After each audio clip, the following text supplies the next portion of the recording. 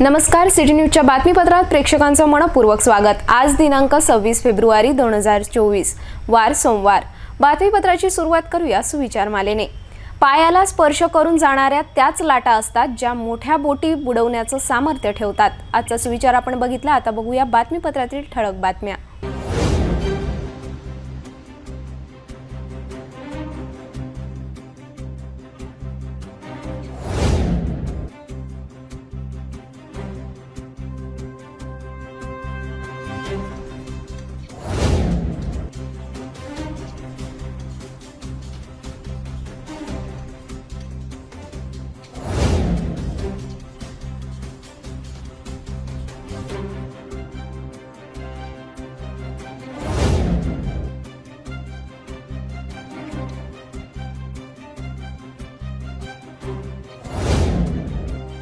आपण ठळक बातम्या बघितल्या। आता घेऊया छोटासा ब्रेक।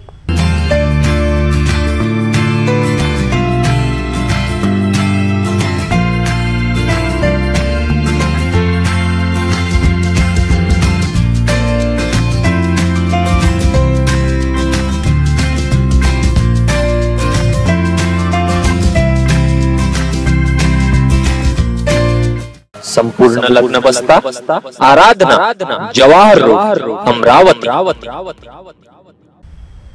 ब्रेक नंतर बघूया सविस्तर बातम्या। पल्स पोलिओ लसीकरण मोहीम 3 मार्चला आयोजित केलेली आहे। या मोहिमेची पूर्वतयारी व यशस्वीतेसाठी टास्क फोर्स समिती सभा आयुक्त देविदास पवार यांच्या अध्यक्षतेखाली 26 फेब्रुवारीला दुपारी 3 वाजता बैठक आयोजित करण्यात आली होती।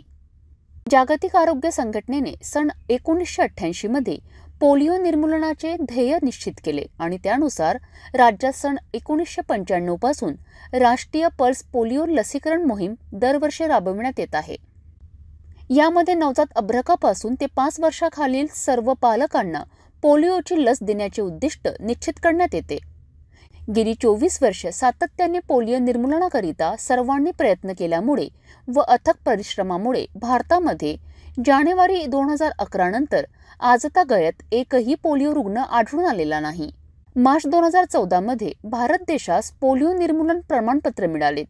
तरी सुद्धा खबरदारी म्हणून 3 मार्च 2024 पासून नवजात अर्भकापासून ते 5 वर्षापर्यंतच्या सर्व बालकांना यापूर्वी त्यांना दिलेल्या लसीच्या मात्रांचा विचार न करता पोलिओ लसीची मात्रा द्यावयाची आहे। प्रत्येक लाभार्थ्यापासून प्रत्येक घराघरापर्यंत पोहोचणारी ही लोकाभिमुख मोहीम आहे। शहरामधील लाभार्थ्यापासून तात्पुरत्या वसाहती, स्थलांतरित वसाहतीमधील लाभार्थी, झोपडपट्टी, बांधकाम, वीटभट्ट्या इत्यादी ठिकाणी काम करणाऱ्या कामगारांच्या मुलांनाही सेवा मिळेल असे नियोजन करण्यात येत आहे। याकरिता सर्वांचे सहकार्य आवश्यक आहे। अमरावती महानगरपालिका क्षेत्रात ही मोहीम 13 शहरी आरोग्य केंद्रांमार्फत राबविण्यात येत आहे। अमरावती शहरात एकूण लोकसंख्या 7,43,593, एकूण लाभार्थी 67,654, एकूण पल्स पोलिओ बूथ संख्या 320, मनुष्यबळ 837 प्लस बूथ सुपरवायझर 65, एकूण बूथवरील कार्यकर्ते 897 एवढी निश्चित करण्यात आली आहे। या सभेमध्ये 3 मार्च 2024 पल्स पोलिओ लसीकरण मोहीम 0 ते 5 वर्ष वयोगटातील सर्व मुलामुलींना 2 थेंब पोलिओ द्यावयाचे असून 100% काम करणे अपेक्षित आहे। तसेच 2 तारखेला मनपा शाळेतील मुलांची राष्ट्रीय पल्स पोलिओ रॅली काढण्याचे निर्देश यावेळी आयुक्तांनी दिले आहे। स्वच्छता म्हणून विद्यार्थी आपण तयार केले तसा पल्स पोलिओ दूध विद्यार्थ्यांना म्हणावं ते पत्र तयार करताना हेडमास्टरला देतात आणि तुमच्या एरियामध्ये जनजागृती करावी। दररोज सकाळी रॅली 2 मार्चला रॅली काढावी हे पत्र तयार करा आणि त्याच्यानंतर 2 मार्चला रॅली शिवाय अजून तुम्ही हे करता विद्यार्थ्याचं हे तर झालेलंच आहे। पल्स पोलिओ किती झाले शिक्षकामार्फत हेडमास्टरनी दररोज प्रार्थनेला घ्यावं 3 आणि वर्ग शिक्षकांनी हजेरी झाल्यानंतर तिथं सुद्धा हे नमूद करावं वर्गामध्ये। ते 4 मुद्दे तुमच्या पत्रात जसं इकडे मी डॉक्टरना देताना तुमचं वेगळं पत्र सांगितलं, तुम्ही लक्ष दिलं what to I want to write in that letter वर खाली सगळंच राहील पण मधला एक पॅरेग्राफ चेंज होईल. या दृष्टीने थोडंसं हे करणं अत्यंत गरजेचं आहे. आणि मग एनजीओला देताना वेगळ्या पद्धतीने तुम्ही ते नेहमीच लोकसेवा करता, लोक स्वतःचे पैसे खर्च करून करता. इथं तर पैसे खर्च करायची आवश्यकता नाही, फक्त जनतेला सेवा देण्याची आवश्यकता आहे. यासाठी एक कुठं एखादा चांगला रॅली करता येते का, किंवा एखादं वाहन चांगलं सजवता येईल का, संयुक्त विद्यमानाने सजवू म्हणा, एखादं बाळाचं सगळं हे घेऊन. आणि घंटागाडीवर पोस्टर तुमचे उद्या सकाळी लागले, आजच लागले पाहिजे. उद्या सकाळी घंटागाडीवर पोस्टर आजपासून दिसले पाहिजे. बचत गटांमार्फत नागरिकांच्या घरोघरी जाऊन पल्स पोलिओबाबत माहिती देण्याचे निर्देश दिलेत. अंगणवाडी वर्कर, एनजीओ शिक्षण विभाग, NULM विभाग, IMA, NIMA, म्हाडा, रोटरी मार्फत नागरिकांना पल्स पोलिओबाबत माहिती देण्याचे निर्देश यावेळी देण्यात आले. पल्स पोलिओ लसीकरण मोहिमेबाबत डॉक्टर ठोसर यांनी मनपा वैद्यकीय अधिकाऱ्यांना उपयुक्त मार्गदर्शन केलेत व पल्स पोलिओ लसीकरण मोहिमेत बूथचे व गृहभेटी देणाऱ्या टीमचे नियोजन कसे करावे याबाबत सूचना दिल्यात. या बैठकीला वैद्यकीय आरोग्य अधिकारी डॉक्टर विशाल काळे, जागतिक आरोग्य संघटनेचे सर्वेक्षण वैद्यकीय अधिकारी डॉक्टर SR ठोसर, सहाय्यक आयुक्त भूषण पुसतकर, शिक्षणाधिकारी डॉक्टर प्रकाश मेश्राम यासोबतच सर्व डॉक्टर उपस्थित होते. 2019 मध्ये झालेली लोकसभा विधानसभा निवडणुकीमध्ये 60% पेक्षाही कमी मतदान झाले होते. त्याकरिता लोकसभा मतदारसंघातील सर्व विधानसभा मतदारसंघात मतदानाची टक्केवारी वाढविण्याकरिता जिल्हा परिषदद्वारे जिल्ह्यामधील प्राथमिक आरोग्य केंद्र व उपकेंद्र येथे सेल्फी पॉइंट, त्याचप्रमाणे स्वाक्षरी अभियान फलक लावणे, संत गाडगेबाबा विद्यापीठाचे राष्ट्रीय सेवा योजना यांच्या माध्यमातून मोबाईल रील्स स्पर्धा आयोजित करून त्याद्वारे मतदान जनजागृती करणे, तसेच जिल्ह्यातील महत्त्वपूर्ण अधिकारी, व्यावसायिक व प्रतिष्ठित नागरिक तथा विविध क्षेत्रातील मान्यवर यांचे मी मतदान करणार या संदेशाचे आवाहन व्हिडिओ घेऊन विविध माध्यमांना व्यापक प्रसिद्धी देणे असे वेगवेगळे उपक्रम राबविण्यात येणार असल्याची माहिती मुख्य कार्यकारी अधिकारी संचिता मोहपात्रा यांनी पत्रकार परिषदेदरम्यान दिली. आज दोन गोष्टीविषयी आपल्याला थोडासा ब्रीफ करायचं होतं. बिकॉज अमरावती आल्यानंतर मला असं वाटलं की आपण खूप सक्रिय सहभाग घेतात पूर्ण अमरावती जिल्ह्याच्या ॲडमिनिस्ट्रेशनमध्ये, आणि आपल्याला जरी सोबत घेऊन चालले तरी हे जे फंक्शन्स आहे उत्कृष्टपणे मला राबवता येणार आता पुढच्या येमध्ये. स्पेसिफिकली स्वीपबद्दल आपला सगळे HODsच्या सोबत एक डिटेल बैठक झालं होता. त्यामध्ये आपण वेगवेगळ्या डिपार्टमेंटला स्पेसिफिकली काय काय सांगितलेले आहे करायचे ते मी आपल्याला सांगते.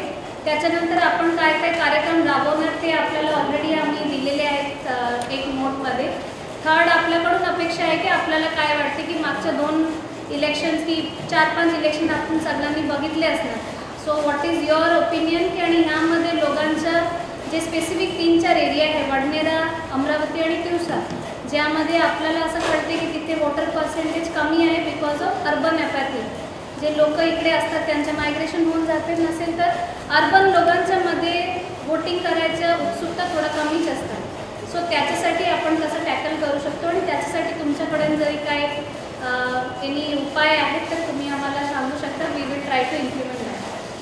फर्स्ट, आपण आरोग्य जे विभाग आहे आमच्या, त्यांचं नॅशनल पल्स पोलिओ स्कीम चालू असणार. त्यांच्या बॅनर मोठ्या प्रकारे असतात आणि खूप आतमध्ये त्यांच्या पूर्ण स्पेसिफिकली पॉईंट्स आहेत. तर हे नॅशनल पल्स पोलिओ स्कीम जे 3 मार्चला आपण राबवणार आहोत, त्याच्यासाठी तिथे आपण लोकांच्या स्पेसिफिक अवेअरनेससाठी तिथे आपण मोठ्या प्रकारे त्यांना त्या बॅनरमध्ये फक्त मी मतदान करणार आहे की लोकांना वारंवार जेव्हा आपण कळवतो की हे स्पेसिफिक स्कीम चालू आहे स्वीपबद्दल, तो ते जागरूक होतात. ते स्पेसिफिक आपण सांगितलेले आहे.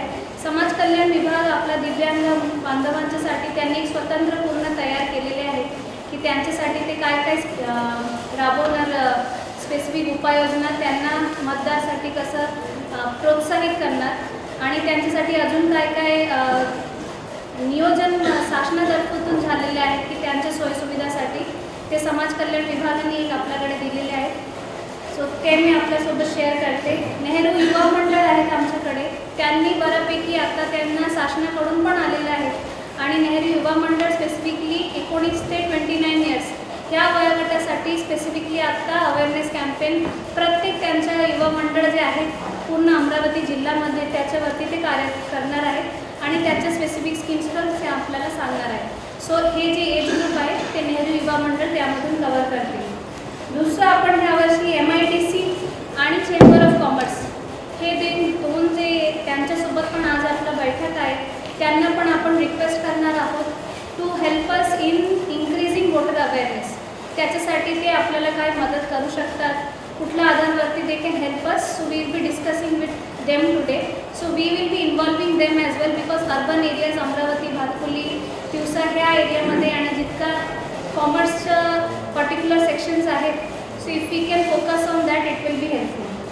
आपलं आता जलजीवन जलरथ म्हणून ग्रामीण पाणीपुरवठा विभागाकडून पूर्ण अमरावती जिल्ह्यामध्ये जलरथ फिरणार आहे. तर त्यामध्ये पण आपण पहिल्यांदा विचार करत होतो की स्वीप रथ आपण फिरूया, पण ऑलरेडी जलरथ आपल्याकडे फिरणारच आहे, त्याच्या निधी पण आलेला आहे. सो युझिंग द सेम रथ आपण फक्त आमच्या त्यामध्ये प्रचार प्रसिद्धी करून तिथे ते आपण जलरथमध्ये स्वीपच्या पण माहिती त्या रथ मार्फत आपण गावोगाव फिरवणार आहोत. So it will be without any most खर्च आपण त्याचाच वापर करून आपल्याला करता येईल. तिसरं आज मतलब फायनली मला असं वाटते की because this is a very tech savvy place now, लोक फेसबुक, इंस्टाग्राम, रील्स ह्यामध्ये खूप जास्त इंटरेस्टेड असतात. तर आपला जे युनिव्हर्सिटीज आहेत त्यांच्याकडून असं की आलं होतं की आपण रील्स कॉम्पिटिशन ठेवूया. सो इलेक्शन कमिशन ऑफ इंडियानी 2-3 थीम्स दिलेले आहेत. तर त्या थीम्स अनुषंगाने आपण मुलांना रील्ससाठी रिक्वेस्ट करणार आहोत आणि त्या रील्स मार्फत, जिंगल्स मार्फत किती जास्त लोकांच्यापर्यंत mostly new voters they will be attracted. तो एक रील्स कॉम्पिटिशन आपण करणार आहोत आणि जिंगल कॉम्पिटिशन पण करणार आहोत. महानगरपालिकांनी भरपूर ऑलरेडी राबवलेले आहेत, बरेच ॲक्टिव्हिटीज त्यांनी केलेले आहेत. सो ह्यामध्ये आपलं अजून एक असं चालू आहे की आपण जेवढे वेंडर्स आहे आपल्याकडे, जे हॉकर्स आपण ज्याला म्हणतो, we are thinking of giving them T-shirts और कॅप्स. मी मतदान करणार आहे. सो वी वर डिस्कसिंग की वेन यू व्हिजिबिलिटी जितका जास्त असणार, वारंवार जेव्हा आपण लोकांना बोंबार्डिंग करत बसतो मतदान करायचे, मतदान करायचे, मतदान करायचे, सो द व्हिजिबिलिटी जितका जास्त आपण इन्क्रीज करायचं. आणि आता उन्हाळा पण येतात, so cap will be helpful for the hawkers also and it will be a kind of प्रचार फॉर अस. सो ते पण आपण नियोजन करतो. यामध्ये ST महामंडळला आपण ST महामंडळाच्या अध्यक्ष त्यांना पण सांगितलं होते, त्यांच्या मोठा गर्दी असते त्यांच्या ठिकाणी. सो आपण तिथे त्यांच्या ठिकाणी तिथे सेल्फी बोर्ड आणि मी मतदान करणार आहेत साईन बोर्ड आणि त्यांचे जे अनाउन्सिंग पब्लिक अनाउन्समेंट सिस्टम असतात त्यामध्ये we have requested them to reel out all the election commission of इंडियाकडून भरपूर जिंगल्स असतात, भरपूर माहिती असते, तर ते पब्लिक अनाउन्समेंट सिस्टममधून ते करू शकतात. आणि ऑलरेडी जेव्हा शासनाकडून काही बॅनर्स असतात जे बसेस वगैरेमध्ये आपण लावतो स्पेसिफिकली स्वीपसाठी, ते पण आपण ST बसेसमध्ये इन्क्लूड करूया. महिलांच्यासाठी एक मॅरेथॉनचे आपण नियोजन केलेले आहेत आणि cycle rally which we usually do ते आपण थोडंसं कंटिन्युअसली करणार. आता जसंच election dates will come nearer we will increase the amount of activities. मुलांच्या ऑलरेडी एक्झाम असल्यामुळे we will not involve too many students right now. Already secondary education विभागाने स्वीपच्या अनुषंगाने भरपूर कॉम्पिटिशन्स वगैरे शाळांमध्ये ऑलरेडी घेतलेले आहेत आणि एक्झाम्सच्या लक्षात घेतात मुलांना आपण जितका कमी वापर करायचे आपण तेवढेच कमीच वापर करूया. सो आत्तापर्यंत स्वीपचं हे सगळे आपलं नियोजन आहे. सो जर आपण जितका जास्त प्रसिद्धी करत ह्या सगळे ॲक्टिव्हिटीजच्या, आपण जेव्हा काही ॲक्टिव्हिटीज असणार आपण आम्ही तुम्ही सगळ्यांना कळवणार. अमरावतीच्या बिझीलँडमध्ये काही दिवसांपूर्वी एका परीक्षा सेंटरवर जलसंधारण विभागाच्या पेपर दरम्यान कर्तव्यावर असलेल्या एका अधिकाऱ्याने एका विद्यार्थ्याला कॉपी पुरवल्याचा धक्कादायक प्रकार समोर आला होता. या प्रकरणी संबंधित व्यक्तीवर कठोर कारवाई करून मृद व जलसंधारण विभागाची परीक्षा पुन्हा घेण्याची मागणी विद्यार्थ्यांनी अमरावतीमध्ये केली. यावेळी विद्यार्थ्यांनी जिल्हाधिकारी कार्यालयाबाहेर जोरदार घोषणाबाजी केली.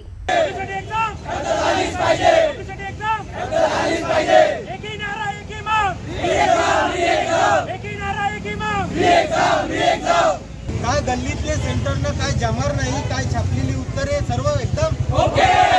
मुलांच्या शिक्षणाचा पेपर लीक होत आहे, बाकी सर्व ओके।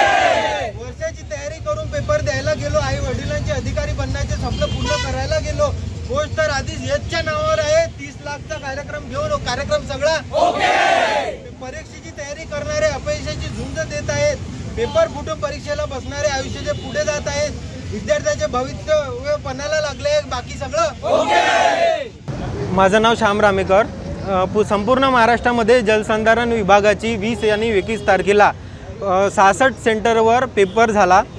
आम्ही परीक्षेआधी विभागाला निवेदन दिले खूप की TCS आयॉन या ऑफिशियल सेंटरवर पेपर घेण्यात यावा, पण विभागाने आमच्या निवेदनाला घाससुद्धा टाकलेली नाही आणि त्यांच्या मनमानीनुसार त्यांनी सेंटर घेऊन प्रायव्हेट सेंटर दिलेले आहेत। तर त्या सेंटरवर इथे अमरावती विथे ARN असोसिएट या सेंटरवर 21 तारखेला 9 ते 11च्या शिफ्टमध्ये एक पेपर फुटी झाली। एका विद्यार्थ्याच्या हॉल तिकीटवर ABCD नावामध्ये असे 100 पूर्ण टेक्निकल नॉन टेक्निकल असा पूर्ण पेपर छापून आलेला आहे त्यामध्ये, तर त्याला पकडण्यात आलेला आहे। तर असं आम्ही पूर्ण महाराष्ट्रामध्ये सगळ्या जिल्हाधिकारी कार्यालयाला निवेदन दिले, इथं अमरावतीला पण 23 तारखेला मी निवेदन दिलेलं होतं, तर त्या निवेदनावर अजूनपर्यंत कारवाई झाली नाही। परीक्षा आमची एकच मागणी आहे, परीक्षा ही रद्द व्हावी, पुन्हा परीक्षा व्हावी आणि चौकशी व्हावी। जिथपर्यंत तो पेपर फुटलेला आहे आणि त्यामध्ये जे रॅकेट आहे पूर्ण ते शोधून SIT चौकशी करावी प्रशासनाने आणि आमच्या मागण्या पूर्ण कराव्या। जलसंपदाचा पेपर रद्द करून येत्या 2-3 महिन्यात पेपर तो घ्यावा, बस एवढीच आमची मागणी आहे विद्यार्थ्यांची। मागणी पूर्ण झाली नाही तर आम्ही जाहीर उपोषण करूया पूर्ण महाराष्ट्रामध्ये। एवढं आज आम्ही निवेदन दिलेलं आहे जिल्हाधिकारी कार्यालयाला। मृदा आणि जलसंधारण विभागाची जी परीक्षा आहे ते आम्ही आधीच सरकारला विनंती केली होती की ती फक्त अधिकृत TCSच्या अधिकृत सेंटरवरच घेण्यात यावी, पण सरकारने आम्हाला आश्वासन दिलं होतं तेव्हा की कोणतेही घोटाळा किंवा गैरप्रकार होणार नाही, जामर बसवलं जाईल, CCTV फुटेज लावलं जाईल। तरीही अमरावतीमधील एका सेंटरवर गैरप्रकार झालेला आहे, तरी आमच्या सर्व विद्यार्थ्यांची हीच मागणी आहे की ही परीक्षा रद्द करावी आणि पुन्हा 2 महिन्याच्या आतमध्ये पुन्हा घेण्यात यावी। उत्तर प्रदेशमध्ये जर परीक्षा रद्द होऊ शकते तर इथे पण आमची अपेक्षा आहे की परीक्षा सरकारने रद्द करून पुन्हा घेण्यात यावी आणि फक्त TCSच्या अधिकृत सेंटरवरच घेण्यात यावी। आम्ही जवळपास महाराष्ट्रातल्या सर्व जिल्ह्यांमधल्या विद्यार्थ्यांनी तिथल्या खासदार आणि आमदारांना निवेदन दिलेलं आहे, पण आणखी सध्या तरी कोणतेच म्हणजे काहीच आम्हाला कळलेलं नाही आहे किंवा कोणीच काहीच ॲक्शन घेतलेलं नाही आहे। श्री विश्वकर्मा युवा शक्ती बहुउद्देशीय संस्था वतीने विश्वकर्मा जयंती उत्सव सोहळा व शोभायात्रा भजनाचा 3 दिवसीय कीर्तन सोहळा अंबा विहार येथे पार पडला। 21 फेब्रुवारीला हरिभक्त पारायण अलका श्री विवेक महाराज कुरुमकर यांचा राष्ट्रीय प्रबोधनात्मक कीर्तन सादर करण्यात आले। सकाळी 7 वाजता तीर्थस्थापन व महापूजन महाआरती करण्यात आली, तर 22 फेब्रुवारीला संध्याकाळी भव्य शोभायात्रा काढण्यात आली।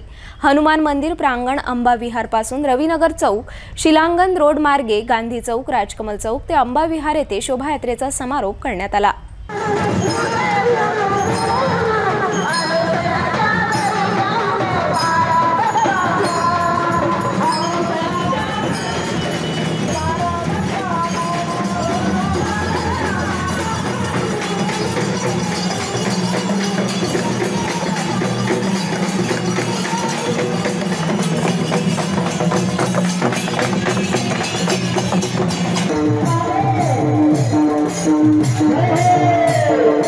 Let's go!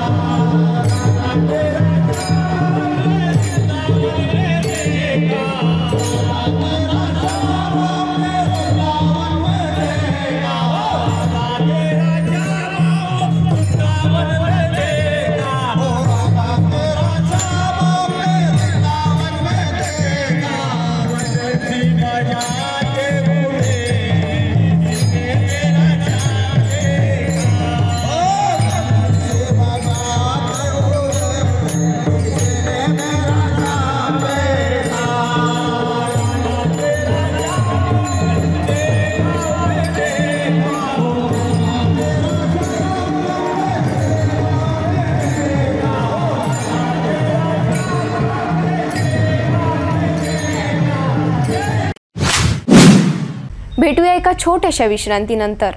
किचन गृहिणी से जुड़ा एक अटूट हिस्सा, जहां उसे मिले हर एक चीज अपनी सही जगह पर। इसलिए Amba stainless steel kitchen trolley आपको लगने वाली साइज अनुसार, आपके किचन के अनुसार, बिल्कुल आपकी इच्छा अनुसार उच्चतम क्वालिटी के किचन ट्रॉलीज मैन्युफैक्चरिंग से सीधे आप तक, यानी 100% वाजिब दाम, ना देखभाल की जरूरत, ना जंग लगने की परेशानी, आसानी से वॉश करने हेतु उत्कृष्ट कैरियर सिस्टम, साथ ही स्टेनलेस स्टील जीना रेलिंग, डेकोरेटिव ग्रिल एवं गेट भी हम बना कर देते हैं। Amba stainless steel kitchen trolley, Dastur Nagar चौक के पास, MIDC रोड, अमरावती, महाराष्ट्र। विश्रांतीनंतर पुन्हा आपले स्वागत। शालेय पोषण आहार कर्मचाऱ्यांचे गेले अनेक दिवसांपासून मागण्या प्रलंबित आहेत। अनेकदा निवेदन आंदोलन करून सुद्धा अद्यापही कर्मचाऱ्यांच्या मागण्या पूर्ण न झाल्यामुळे अनेक प्रलंबित मागण्या घेऊन सोमवार 26 फेब्रुवारी रोजी जिल्हाधिकारी कार्यालयासमोर जेल भरो आंदोलन करून सरकार विरोधात जोरदार घोषणा देण्यात आल्या। यावेळी गाडगेनगर पोलिसांनी आंदोलकांना डिटेन करण्यात आले। सरकारने घोषणा केलेल्या वाढीव 1500 रुपयांची पूर्तता न केल्याने आंदोलन छेडण्यात आले। यासोबतच सेंट्रल किचन बंद करण्यात यावे, पोषण आहार कर्मचाऱ्यांना किमान वेतन एकत्रित 26,000 रुपये मानधन देण्यात यावे, या प्रमुख मागण्या घेऊन शालेय पोषण आहार कर्मचाऱ्यांनी जेलभर आंदोलन केलेत।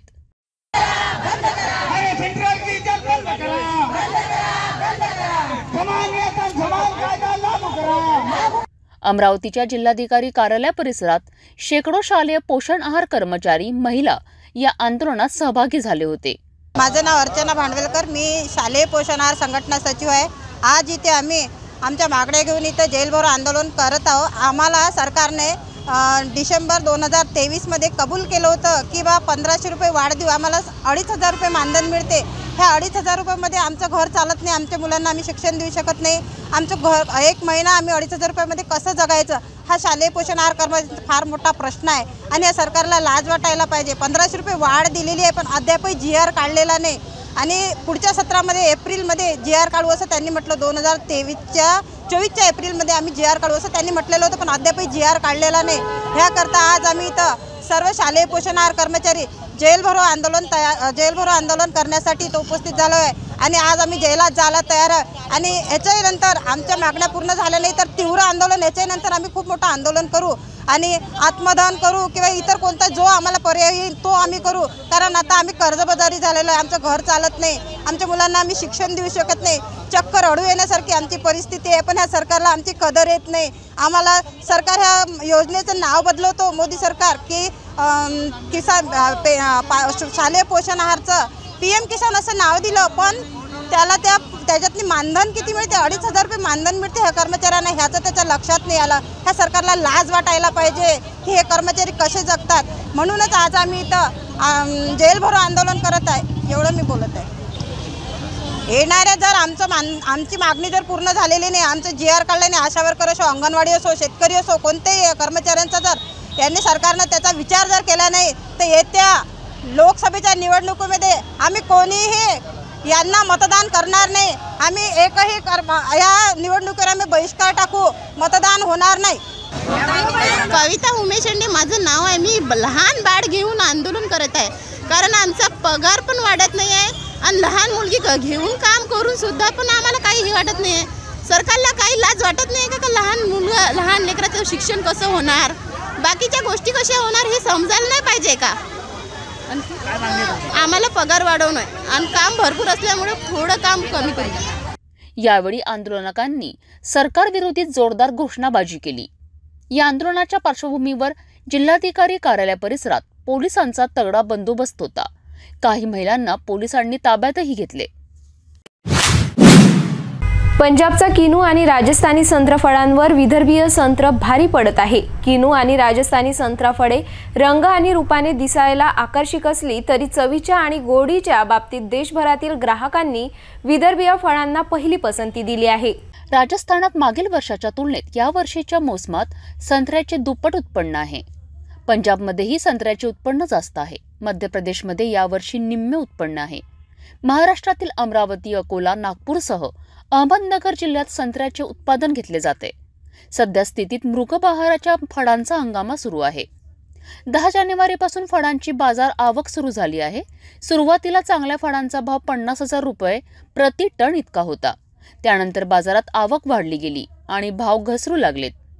सरासरी भाव 25,000 रुपये प्रति टन याप्रमाणे आहे.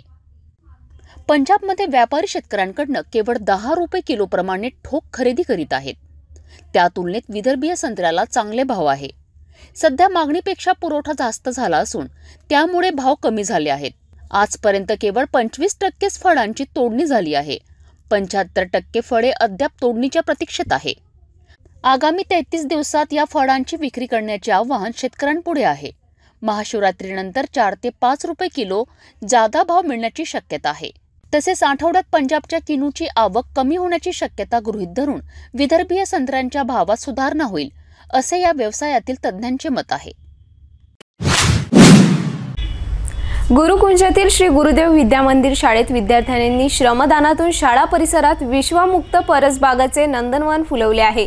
शिक्षकांच्या मार्गदर्शनात विद्यार्थ्यांनी फुलवलेली ही परसबाग इतरांना प्रेरणादायी आहे. इयत्ता 5वी ते 7वीच्या विद्यार्थिनींनी श्रमदानातून शाळेतच परसबाग फुलवली. परसबागेच्या निर्मितीतून शालेय विद्यार्थ्यांना शिक्षणाचा आनंद मिळत आहे. प्रधानमंत्री पोषण निर्माण शक्ती योजनेअंतर्गत तिवसा तालुक्यातील श्री गुरुदेव विद्या मंदिर गुरुकुंज आश्रम येथील विद्यार्थी, प्राचार्य व शिक्षकांच्या माध्यमातून इयत्ता 5वी ते 7वीच्या विद्यार्थिनींनी श्रमदानातून शाळेतच परसबाग फुलवलेली असून या परसबागेच्या निर्मितीतून शालेय विद्यार्थ्यांना शिक्षणाचा आनंद मिळत आहे. या बागेमुळे शालेय विद्यार्थ्यांना अभ्यासक्रमाप्रमाणे प्रत्यक्ष फळबाग, फळभाज्या यांचे महत्त्व पटले असून यात रोजच्या परिपाठात फळभाज्या, पालेभाज्यांमध्ये असलेले जीवनसत्वे याबाबत विद्यार्थ्यांना मार्गदर्शन मिळते. आजच्या काळात विद्यार्थ्यांचं शिक्षण सुकर करण्याची गरज आहे. त्याचा एक प्रयत्न म्हणजे परसबाग. परसबागेतून विद्यार्थ्यांना विविध विषयांचे ज्ञान मिळत असते. त्यामुळे गुरुकुंजातील श्री गुरुदेव विद्या मंदिर येथील शाळेच्या परसबागेच्या निर्मितीतून विद्यार्थ्यांना शिक्षणाचा अनोखा आनंद मिळतोय.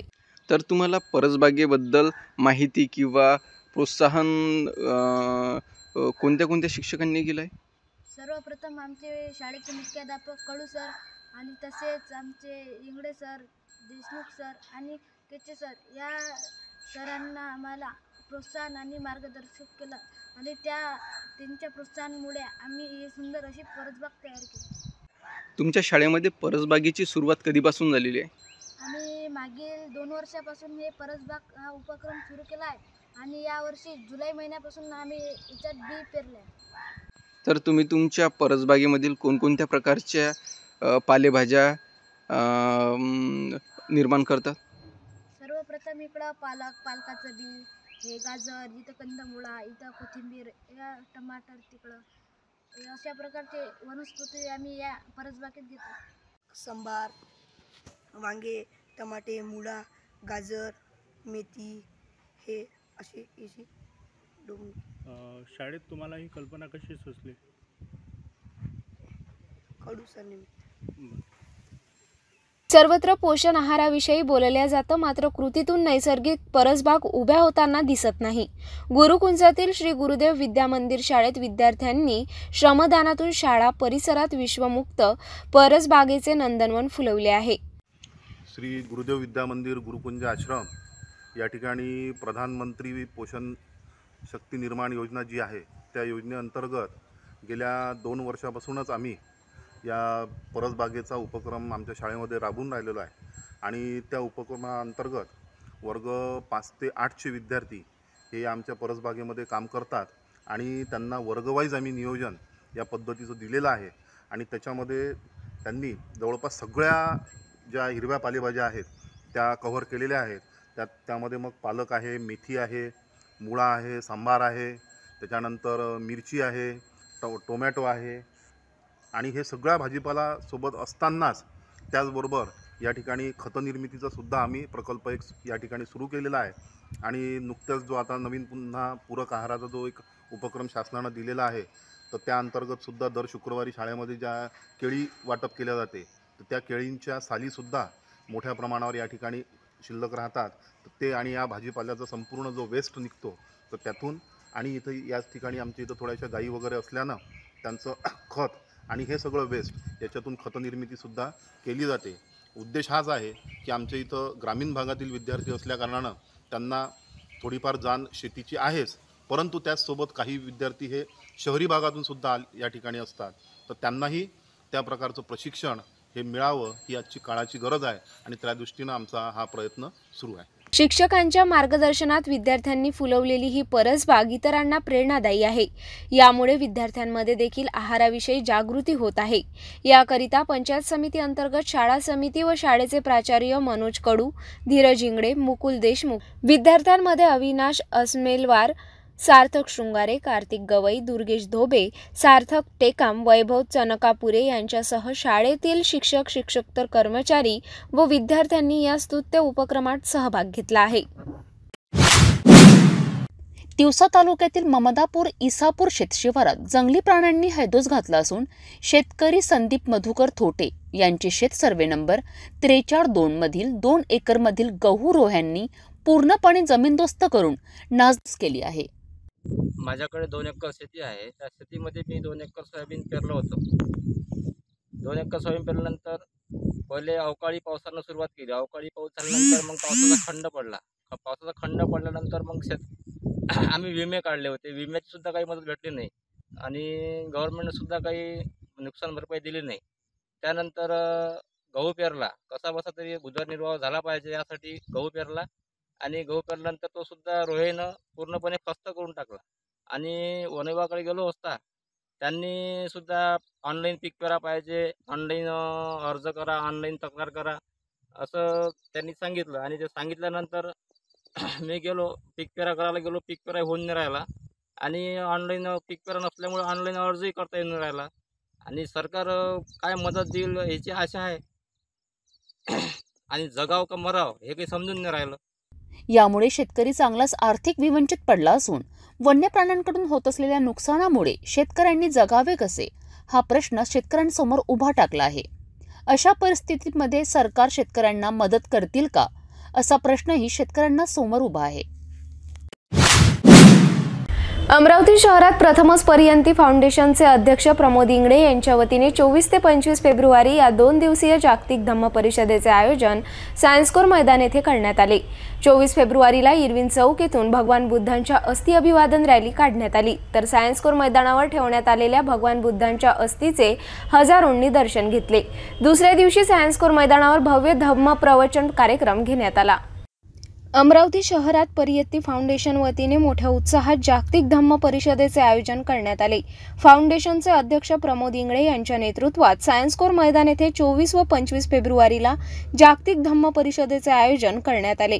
24 फेब्रुवारीला सकाळी श्रीलंका देशातून पूज्यनीय भंते यांनी आणलेल्या भगवान बुद्धांच्या अस्थीचे हजारोंनी दर्शन घेतले.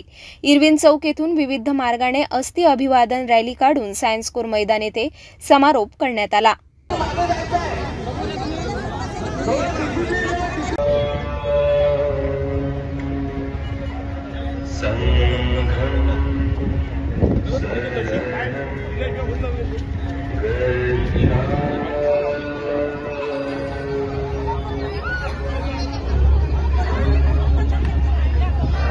या रॅलीमध्ये अनेक राजकीय पदाधिकारीसह सामाजिक धार्मिक क्षेत्रातील मान्यवर सहभागी झाले होते.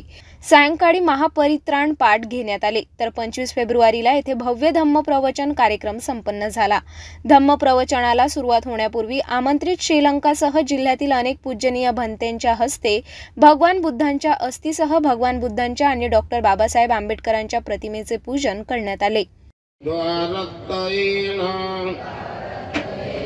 मया कता सब अपराधं क्षमतु मे भन्ते ओकास अहं भन्ते मामि ओकास वन्दामि भन्ते द्वारतैनं कतं सबं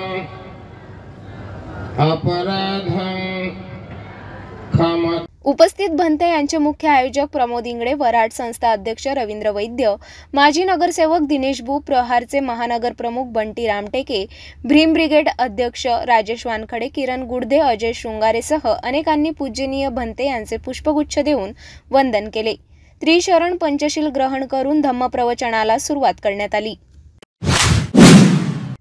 धारणी येथील प्रसिद्ध व्यवसायी रामगोपाल सोनी यांच्या हॉलमध्ये प्रधानमंत्री नरेंद्र मोदी यांच्या मन की बात कार्यक्रम आयोजित करण्यात आला होता. यावेळी शेकडो भाजपा कार्यकर्ता उपस्थित होते. मन की बात कार्यक्रममध्ये मेळघाटातील खटकाली गावातील प्रकाश जामकर यांनी मेळघाटातील जंगलात फॉरेस्ट पर्यटकांना आकर्षित करण्यासाठी 60 डोअर गेस्ट हाऊस बनविला आहे, हे मन की बात बोलताना सांगितले. हे मेळघाटातील नागरिकांसाठी मोठ्या गौरवाची गोष्ट आहे. आप सभी का मैं स्वागत करता हूं। आज की जो मन की बात है 110वां एपिसोड, इसमें प्रधानमंत्री जी ने बहुत सारी बातें की, महिलाओं को फोकस किया। हमने देखा कि कल्याणी पाठक जो हमारी यवतमाल के आसपास में रहती है, ग्राम पंचायत में कार्यरत है, सरपंच करके काम करती है और बीएससी एग्रीकल्चर में उसने किया है और खेती कर रही है। और खेती जैविक के खेती कैसी होती है इसके ऊपर उनका भर था और साथ में ग्राम पंचायत का भी काम। यावेळी उपस्थित मान्यवर शहर मंडळ अध्यक्ष श्याम गंगराडे, बूथ अध्यक्ष लोकेश धनेवार, गौरव सरागे, मनोज क्षीरसागर, अनिता रामगोपाल सोनी, हिरुमला धनेवार, प्रमिलाताई धनेवार, सरिता बडनखे, दिलीप पटेल, निशा बडनखे, दीप्ती बुलबुले, लकी मौट, दीपक मालवीय, सुधाकर फकडे व कार्यकर्ते उपस्थित होते. जाता जाता पुन्हा एकदा आजच्या ठळक बातम्या.